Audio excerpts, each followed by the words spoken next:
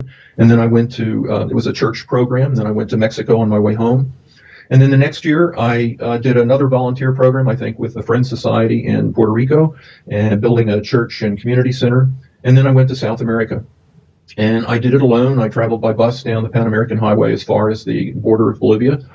And one of the things that was most formative during that trip, the trip was wonderful. I loved the people. But I met the wives of missionaries in Quito, Ecuador, and they took me home. I was young. I looked younger. I didn't have a beard or anything. And so they said, why don't you come home? We'll give you a good meal. And they were wonderful. And so I stayed with them for several days. They had children that were a little bit younger than me. And then one of the husbands came in. They were with the Wycliffe Bible translators, and they broadcast from Quito. It's very high. It's, I think, 9,000 or 10,000 feet. And one of the husbands came in and said, our supply truck is going down to the jungle. Would you like to go? And, of course, I took them up on that. And I went with that. I stayed in the mission hospital in Chalmero, right on the edge of the jungle. The manager of the hospital was wonderful to me also. And then he came in one day and said, we've got room on the Cessna. Would you like to fly into one of the settlements?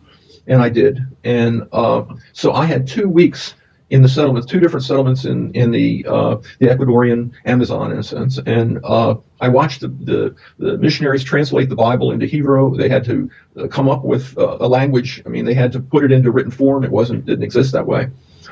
And anyway, I had these experiences, and then they gave me a letter of introduction. And 3 weeks later, when I got to Lima, Peru, the person that ran the halfway house for people donating to the mission effort, I was able to stay there, and so I saw their operation. I had immense admiration of their courage. They had children in the jungle. The jungle could be a very dangerous place, but they were intent on saved and lost, and they considered individuals they figured that they had reached and converted, and others that they were trying, and their devotion is unquestioned. But I think that the natives, when they were converted, were kind of people without a country, people without a background, they were rejected by their family.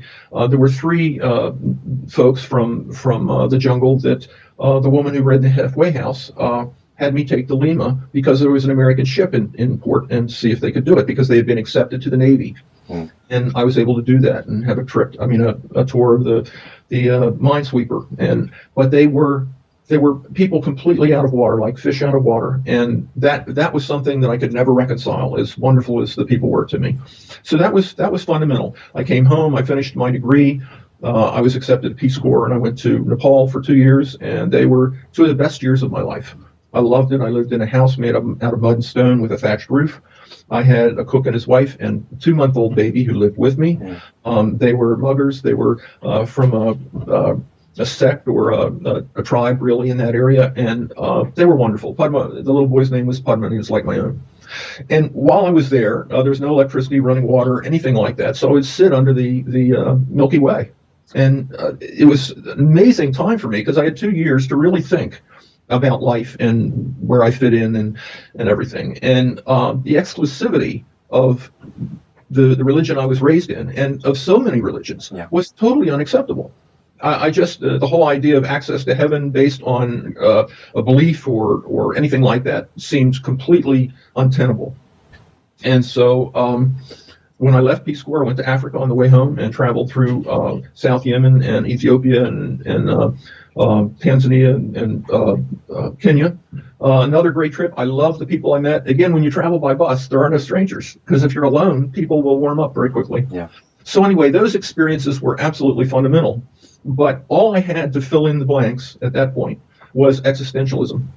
And it's not a real upbeat view of life. To put it lightly. I remember one of the statements that I read in Camus, and I think it was, the only question was whether or not to commit suicide. Yes. So that is really what I had for 2.5 decades. I got married. I got my degree at Penn State. I came to Memphis, to the University of Memphis. I met my wife there, and we have 2 wonderful children, and that's what I poured my life into for years. And then in 1994, I picked up a book by Alan Watts. I forget which one. I loved Alan Watts, though, because his metaphors, his way of relating things was wonderful. And I picked up a book that I'd had in college, and it just it was completely different. It so deeply resonated with me that I never really did anything else after that. I read prolifically, and then I had a couple of years later. I still hadn't found a teacher.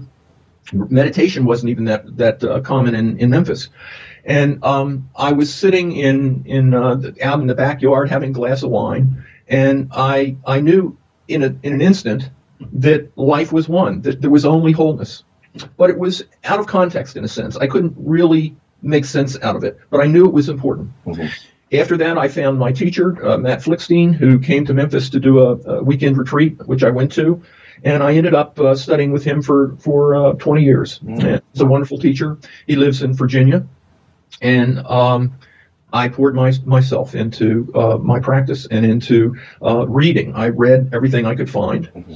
And then Matt said, one thing that I did, I guess because I was inspired by Alan Watts, is I collected metaphors. Yes. And I collected metaphors, but I didn't have a framework to put them in. So I listed them in different categories, and there's so many really wonderful metaphors that are available. Yeah.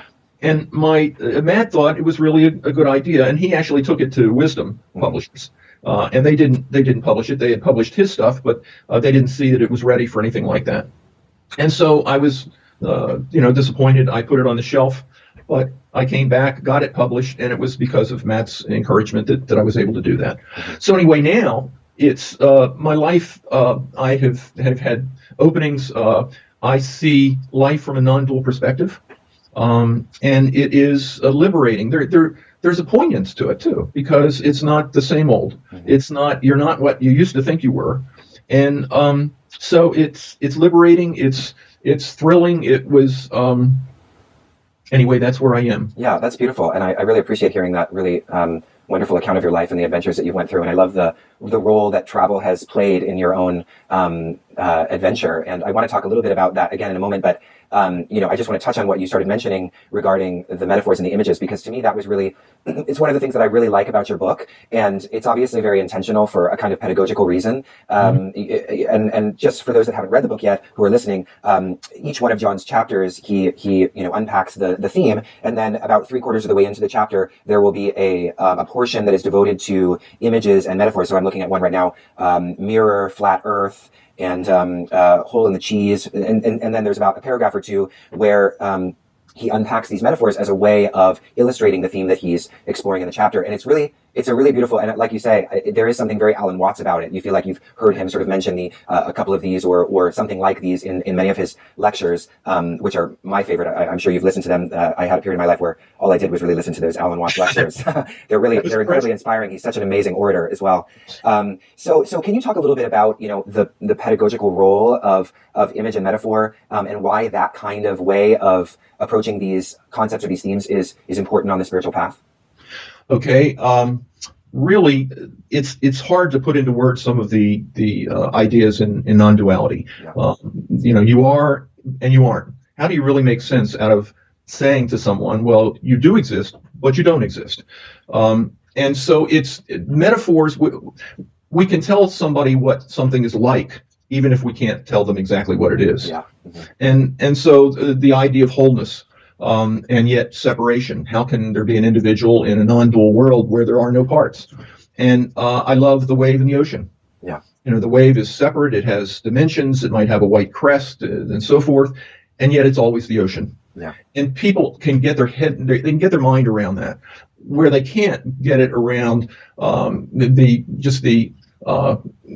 indescribable thing that non-duality is. And I've used those metaphors so many times, and I love them. You mentioned hole in the cheese. I love that one. You want to share what that one is? Well, actually, that was from a play, I think, by Brecht, the German playwright, and it was something about hole in the cheese, and it's the idea of, like with Vipassana or things like that, you look at the different components of the self, and you see that thoughts aren't your own. Mm-hmm. You see all the different components of the self.